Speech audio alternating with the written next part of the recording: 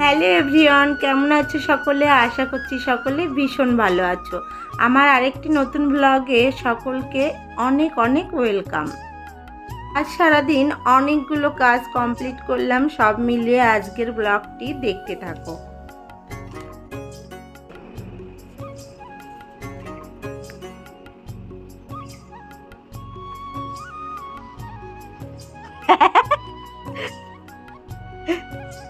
কি করছো এখানে? কি করছো এখানে বসে? কি করছো মাম্মি? বাড়ি দেখছো? চলো খেতে যাবে তো? স্কুল আছে? খাবে না? পরে খাবে? 8:10 বাজে এখন। তুমি কি করবে এখন? খেতে বসতে হবে। সকালে ঘুম থেকে উঠেই কাজবাজ সেরে রান্না বান্না সেরে নিলাম, মেয়েকে স্কুলে পাঠাতে হবে। তারপর দুপুরে রান্না বান্না ছাড়বো, একটু দত্তফুলিয়াতে যেতে হবে। আজকে যে সবজিগুলো রান্না করব সেগুলো কাটা হয়ে গেছে, সেজন্য ভাবলাম সবগুলো ফ্রিজেই রেখে দেব। আর বরের জন্য কয়েকটা রুটি করতে হবে, আটা মাখিয়ে নিয়েছি। আর পেয়ারাগুলো আমার মেজো জায়ের বাপের বাড়ি থেকে পাঠিয়েছে। মেয়েদের জন্য উচ্ছে সেদ্ধ, আলু সেদ্ধ ভাত করেছি আর শাক করেছি দাদার জন্য। সকালের খাওয়া দাওয়া শেষে মেয়েকে স্কুলে পাঠানো হলো। তারপর বাজার থেকে মাছ নিয়ে এসছে, কেটে নিলাম আর এখন রান্নাও করে নিচ্ছি। আজকে দুপুরবেলা একটা ইনভাইট আছে, সেখানে যাব। বাকি যারা যাবে না তাদের জন্যই রান্নাটা করে নিচ্ছি। আজ একদম সিম্পল করছি, কলা দিয়ে আলু দিয়ে ঝোল করছি। একদম মশলা ছাড়া কলা আলু দিয়ে পাতলা ঝোল করি। এই রান্নাটা খেতে আমার বর খুবই পছন্দ করে, তো সেভাবেই রান্নাটা করলাম। আর এখন করে নিচ্ছি উচ্ছে আর বেগুন দিয়ে পাতলা ঝোল বাটা মাছ দিয়ে। এই রান্নাটা খেতেও আমার শ্বশুরমশাই খুব পছন্দ করে, আর সেজন্যই পাতলা করে ঝোল রান্না করলাম।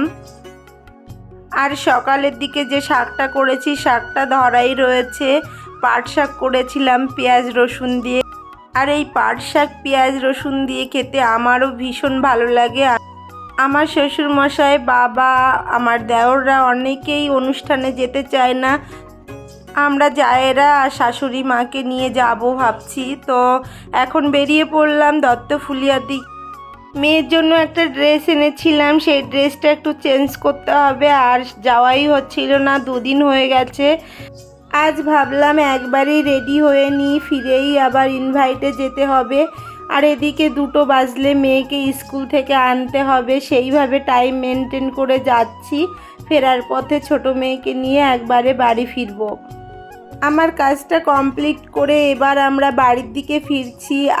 দত্তফুলিয়াতে যখন আসি তখন আমি অনেকগুলো কাজ নিয়েই আসি। আজ জামা কাপড়ের দোকানে আমার অনেকটা টাইম লস হয়ে গেছে, সেজন্য আর কোনো কাজ করতে পারলাম না। এখানে যখন আসি সব থেকে আমার কষ্টের জায়গা হলো এই ইছামতি নদী। এই নদীটি দেখলে সকলের মন খারাপ হয়ে যায়। একদম সতেজ নদীটি নিস্তেজ হয়ে যাচ্ছে ধীরে ধীরে, সকলেরই খারাপ লাগে, কিন্তু করার কিছু নেই। দেখো একদম জল শেষ হয়ে যাচ্ছে, কচুরিপানা ভরে রয়েছে। ইছামতি নদীটি প্রায় শেষ হয়ে যাচ্ছে। আমরা শুধু মন খারাপই করতে পারবো, কিছু করতে পারবো না। যাদের করার কথা তারা যদি কিছু না করে, আমরা সাধারণ মানুষ হয়ে কী বা করবো। যেদিন দুপুরবেলাতে আমরা দত্তফুলিয়াতে আসি, আর এই জায়গাটিতে আমার বর দাঁড় করাবে এই গাড়িটা, আর এখান থেকে আখের রস কিনবে, আমাকে খাওয়াবে, তারপর বাড়ির দিকে ফিরবে। আজও সেই কাজটাই করছিল, আমরা এখানে বসে আখের রস খাচ্ছিলাম। আমরা যখন রাস্তায় বেরোই তখন আমরা পুরো ফ্যামিলি সকলেই কিন্তু আখের রসটা খেতে খুবই পছন্দ করি। আমার 2 মেয়ে তো খুবই পছন্দ করে। এখান দিয়ে যেসব যাত্রীরা যায় তারা কিন্তু এই জায়গাটি সকলেই প্রায় পছন্দ করে। এখানে বাইক দাঁড় করিয়ে কি যে কোনো গাড়ি দাঁড় করিয়ে এখানে একটু রেস্ট নেয়, আখের রস খায়। আমরাও সেই কাজটা করি এখানে দাঁড়িয়ে। আর এই কাকাটি অনেক দিন ধরে এখানে ব্যবসা করছে। আমরা দুজনে 2 গ্লাস করে আখের রস খেয়েছি।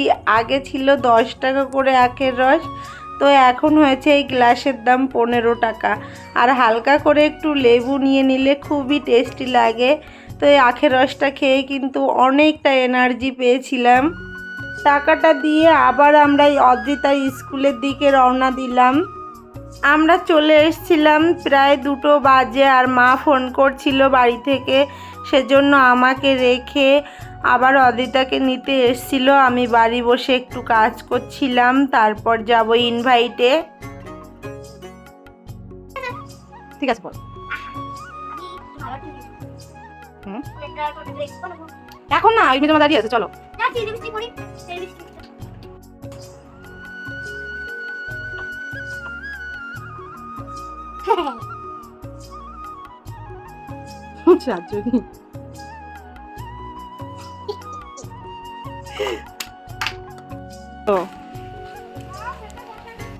আসো, যাচ্ছি, টাটা।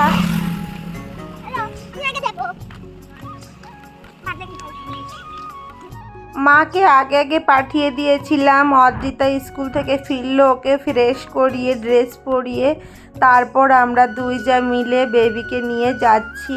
তো দুপুর 2টো বেজে গেছে। যখন রাস্তা দিয়ে যাচ্ছিলাম হঠাৎ করে আমার বান্ধবীর সঙ্গে দেখা হয়ে গেল, আমার ডিএলএড কলেজের বান্ধবী পিঙ্কি। ওর সঙ্গেও বেশিক্ষণ কথা হয়নি, আমরাও ব্যস্ত ছিলাম। ও ওর বেবিকে রেখে এসছে। তো যাই হোক, কথা বলতে বলতে চলে এসছি, আর এই জেঠুর বাড়ি চলে এসছি। জেঠু গিয়ে অনেক করে বলে এসছে যে ওনাদের ঘরে ওঠার অনুষ্ঠান, তো ওখানে আমাদের আসতেই হবে, সেজন্য আমরা চলেই এসছি। খুবই সুন্দর করেছে ঘরগুলো, আর অনেক কষ্ট করে ঘরটা করেছে। বড় মা আমাদের বলছিল ঘরগুলো খুব ভালো করে দেখো, কেমন হয়েছে জানিও। আর সত্যি খুবই সুন্দর হয়েছে, অনেক কষ্ট করে করেছে, তো আমার তো ভীষণ পছন্দ হয়েছে ঘরটি। ঘরগুলোতে অনেকগুলো পেন্টিং করেছে, ফল সিলিং করেছে, পুরো বাড়িটাই টাইলস দিয়ে সাজিয়েছে, খুবই সুন্দর করেছে।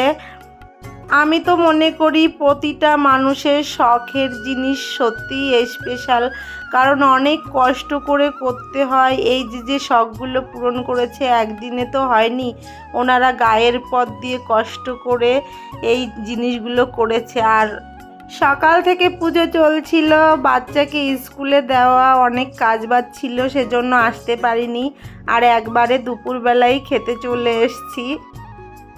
প্রত্যেকটা মানুষ তার শখ দিয়ে শখের জিনিসগুলো পূর্ণ করে, আর যে কোনো জিনিস সেখানে খুঁত ধরা ঠিক না। প্রতিটা মানুষের আলাদা আলাদা শখ থাকে, তো সেজন্য ওনাদের এই ঘরটি ওনাদের কাছে খুবই সুন্দর হয়েছে। আমারও খুব ভালো লেগেছে, আবার সকলের যে ভালো লাগবে সেটাও কোনো কথা না।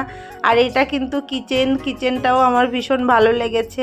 বিশেষ করে ঠাকুরের যে মন্দিরটি করেছে ওখানেও আমার খুব ভালো লেগেছে। আর পাশেই কিন্তু মাটির উনুন করার জন্য জায়গা করে নিয়েছে। আর এই পেন্টিংগুলো দেখো কত সুন্দর করে করেছে, গেটের শুরুতেই পেন্টিংগুলো করেছে, আর অসাধারণ পেন্টিং করেছে। এই জেঠিমাদের বাড়ির জায়গাতেই কেজি স্কুলটা করা হয়েছে, আর কেজি স্কুলের ভেতরেই প্রসাদ বিতরণ করা হচ্ছিল। প্রসাদই বটে, মনে হচ্ছে আমরা সরস্বতী পুজোর প্রসাদ খাচ্ছি, সেরকমই অনুভূতি হচ্ছিল। খাবার দাবারের আয়োজনের থেকে একদম শুরু থেকে শেষ পর্যন্ত সবই ছিল খুবই সুন্দর। আজকের ভিডিওটি এই পর্যন্ত। কেমন লাগলো বন্ধুরা অবশ্যই কমেন্ট করে জানিও, আর জেঠুর ঘরটি কেমন লেগেছে সেটাও কমেন্ট করো। Tata, bye bye.